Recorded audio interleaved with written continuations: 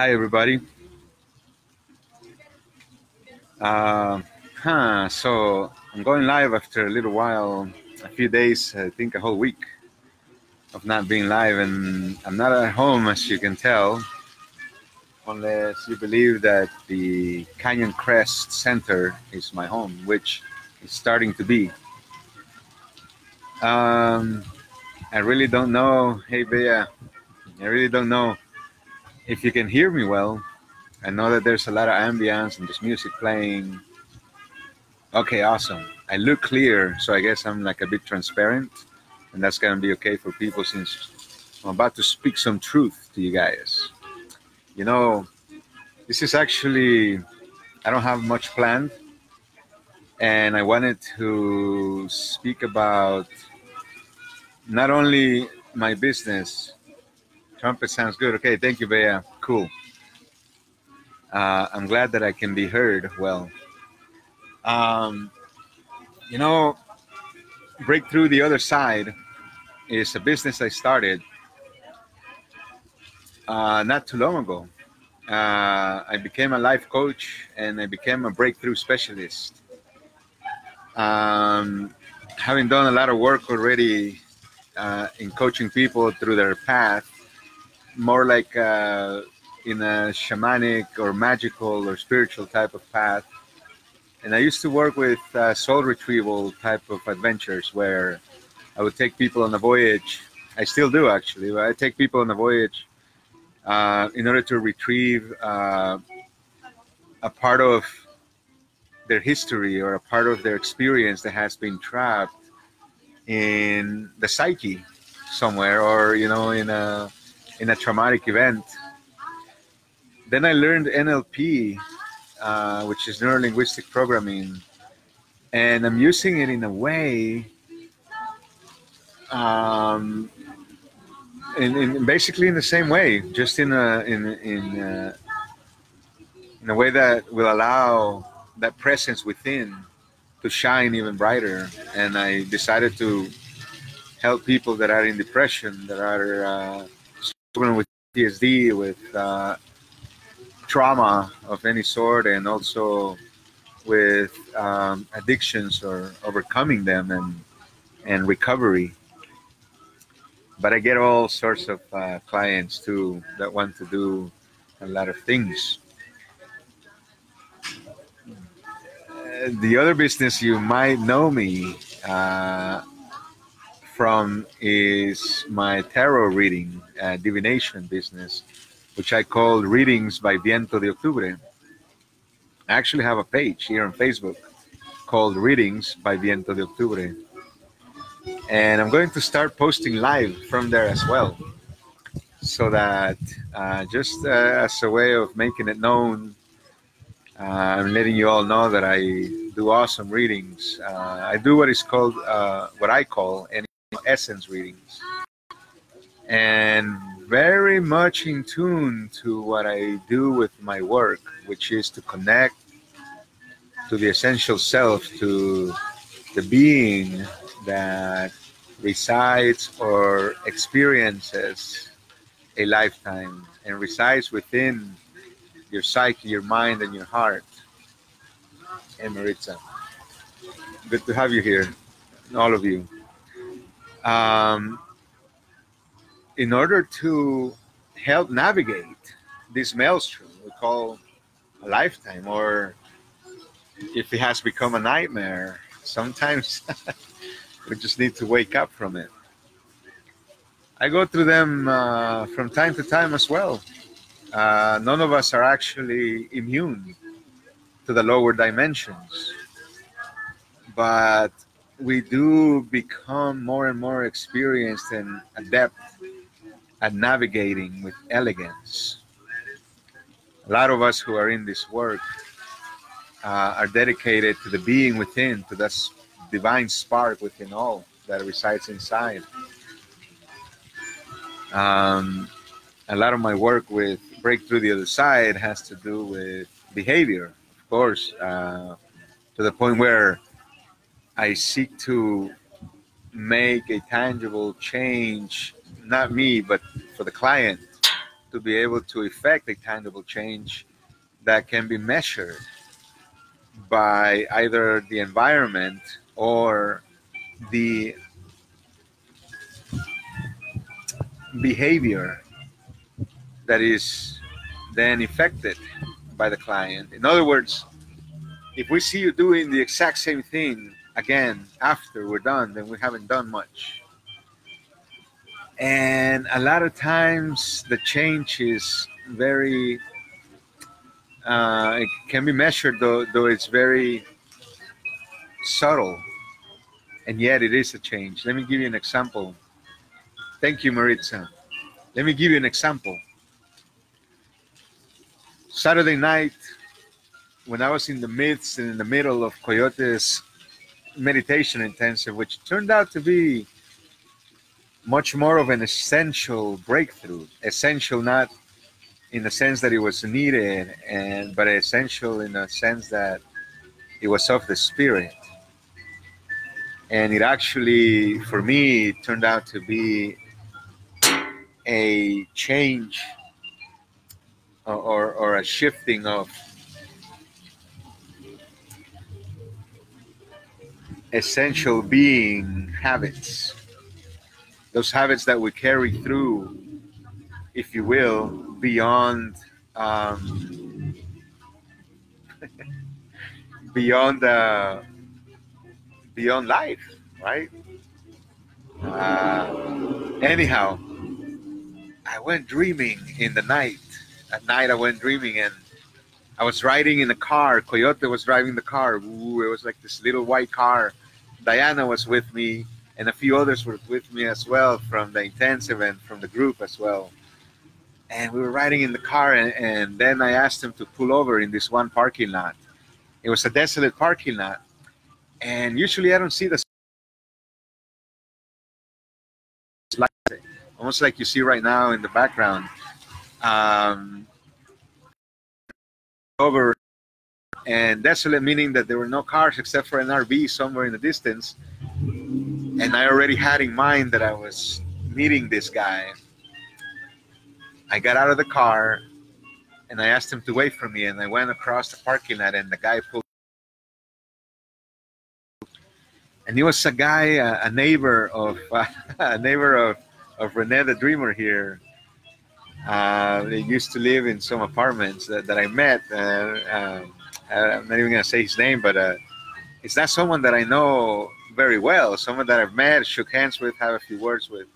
In this dream, he was carrying bags of ecstasy pills, right? And I had in my mind in the dream, I was dreaming that I was going to purchase some. And the guy busts out a ziplock bag, one of the large ones, right? And what can I do? Large, yeah, one of the large ones. And he shows it to me. He's inside his car. He doesn't come out. I open the door of the back seat, and there I kind of like stick my head in, and I start looking, right? And he's got other bags too. I remember I had $450 with me, and in my pocket that Diana had handed me just before I got out of the car. And the guy tells me that they are like $80 a pill. And he showed them to me, and they're big, right? Like big-sized pills, almost like horse pills. And they're triangular in shape. That's not a very hard word to say, triangular in shape. And they had a circle in the middle. And they were all pointing downwards for some reason. When I had the bag, I even shook it. And man, they all landed. They were all pointing downwards as well, a downward pointing triangle. All of them. There must have been 20 or 30 in there. And I was looking at them, and I was thinking to myself, man, if I wanted 10, that's going to be $800. And I don't know why I was doing math in my mind in this dream on Saturday night of all nights, when we had been voyaging pretty high, touching even the sleeping quarters and a state within which we reside eternally, out of which all reality is created, etcetera, etcetera. And I was thinking, no, that's too much. I can't spend that much money. And, you know, like, it's not cool. And I thought, I get one. And I thought, but that's still $80. And I thought, until it hit me, right? I kept looking back at the car where Koyote and Diana and the others were. And I looked at the guy, and I looked at the pills, the ecstasy pills, and I say to myself, man, but it's just an experience. You know, it's just a feeling. It's just a sensation.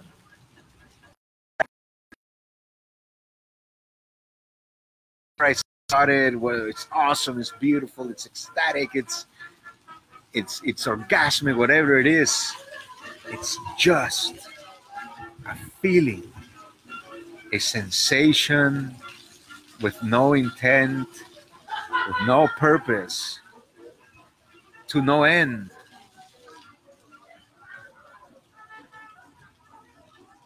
And I thought, and I don't have that much money. Anyways, if I had it too, so what? It's just a ride. And I pushed back the bag. I dropped it on the floor. And I told them, actually, I'm cool, man. Thanks, I don't want it. And I closed the door. And I turned back to the car where Koyote and Diana and the rest are. And I start walking towards it. And my dream ends.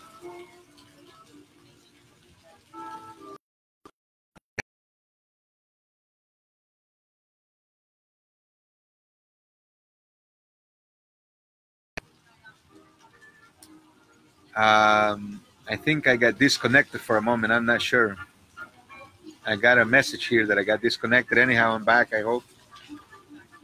And anyways, it's different than most of the dreams I have. You know, I have a lot of using dreams where I still start using, where I still want it very badly, where I still feel like, oh, I didn't get it. In this one, it was almost like just a transaction within my mind. And it had to do with the money, and it had to do with,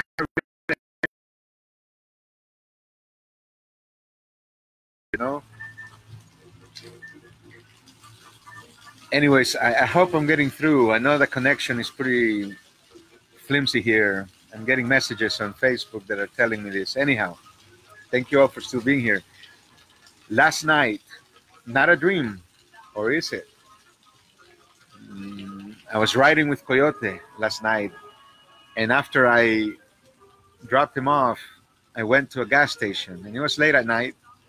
I pumped my gas, and I was about to leave the station, and I was passing the parking stalls that they have along the side of it, and I get a message that I needed to respond to from a friend. I pulled over, I put the car in park, all my windows were up, and I started going on my phone and answering the message. And a guy comes up to the window on the passenger side. And he doesn't knock, but he says, "Excuse me, sir. Can I talk to you for a moment?" And I was enthralled, and I know this area, right? It's an area where people come up to the cars to try to ask for money. They all have all kinds of stories. And I looked at him and I go like this. And I go back to my phone. And he just took his hands up and says, "Oh, I'm sorry." And he walked away. After my message, I hit send and everything, and I do a few responses, and then I get the feeling, I started feeling bad for my response to the guy. I started thinking to myself, but what if he needed something that is other than money? What if he was not actually one of the ones I consider to be looking for money for drugs or what have you? And in any case, why couldn't I just heard his words? I felt bad, and I decided, I had $7 in my pocket. And I decided I'm gonna pull one out and give him that one. Offer him $1 for whatever it is. And I went and I turned my car around and I went back and I saw him leaving or walking away from a lady that was pumping gas at the gas station. And I pulled up next to him.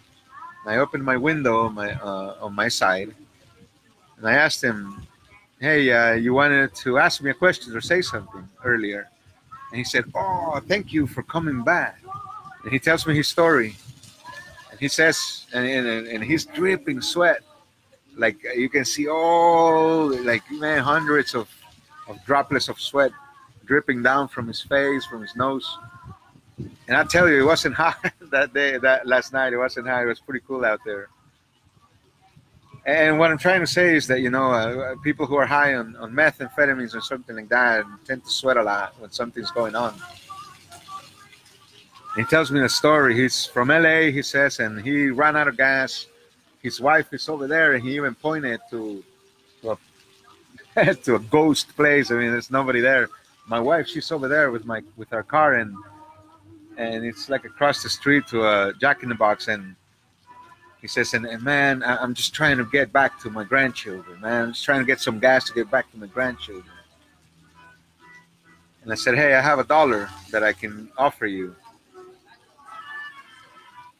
And he says, no, he says, I don't mean any disrespect, but I have a little weed. I have some weed and a little meth on me that I can sell. And I said, I don't want any of that. And I put my hands like this. I don't want any of that. Do you want $1? And he said, well, it's better than nothing, so I'll take it, and I really appreciate it. Thank you. So he took it and he left. And I started driving away. I closed my windows and I started driving away, and I pulled out of the driveway, out of the gas station. And then something felt like it was sinking inside me, man, because I remember the images came to my head. Images of crystal meth baggies. And I used to, like, when I was back and I was trapped by those demons of addiction, that was my drug of choice, was crystal meth combined with marijuana, with weed. It was the high that I went for. Something was different today. On one end, I questioned, what did I do that placed me in this situation where I'm so close to it, when someone is actually offering it to me? But there's definitely another situation happening as well, one in which I realized that there is no desire at all whatsoever. It was just nothing there. I mean, you could have been offering me, I don't know, man, a piece of dirt from the ground and say, hey, I got this, you want to buy it? And I would have said, no, thank you. And not sure why I'm saying this, and I'm not sure where the situation really leads to, and what the messages are. You know, like they say, what is the lesson? Yeah. But definitely, I'm not who I used to be. And I do dwell with memories. And even those worlds have changed in many ways. So somebody, I think it was Renee, who I spoke to later and told me, sounds like you had a lesson to learn and you paid $1 for it. Some of the advice I got was that I probably should have cut it off when I said like this. That was my cue to say, get out of here. Thank you, Maritza. Oh, sister. Yeah. You know, others told me that we sometimes come back to all chambers, but we come back from a different, higher space. And we come back with wings, so to speak, and to seal a door that might have been opened, that we might have feared in the past. The thing that bothered me was that I almost told myself that I put myself in the situation where I allowed this presence or this thing to come into me, but it was just an image that was still there, and I feel I tossed it out the window with that $1.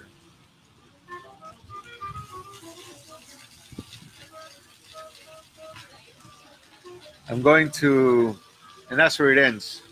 for now. I just wanted a quick live to come back.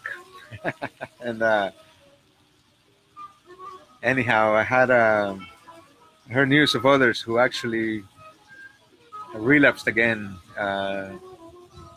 And you know, they've gone crazy, and they started tearing up the rooms and locking themselves up, and they had to call a professional to come in from some rehab center somewhere to try to get him out and to get him there to get some help, and I hope he does. I'll pray for him today. And I wanted to let you know too, well, that's it. Hey, this might sound crazy, but I'm going to post the telephone number that I'm using for my business, Breakthrough the Other Side, and also I'm using it for readings by Viento de Octubre. I'm going to actually maybe say, if you want to give it a call, I won't answer the phone. Well, I might if I know your number and I think you're calling me or something, but I want you to listen to the greeting. If you decide that you want an appointment with me or a reading for some reason, you leave me your contact info, I'll call you back and I'll give you a great deal. On the readings, maybe as good as 30 to 40% off. And I don't know. I don't schedule sessions for NLP work until after I do some sort of what I call like a free consultation where we talk for about half an hour to an hour, whatever, and then we decide if there's something in which way I can help, and then what program suits you best, whether it be coaching or it be breakthrough or a breakthrough program that I do. It's a 6-week one. Anyhow, I'll post more about that later.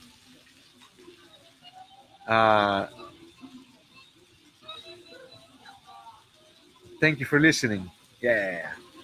Hello, everybody. Allow your presence.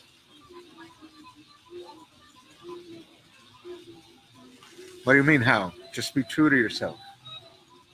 Yeah.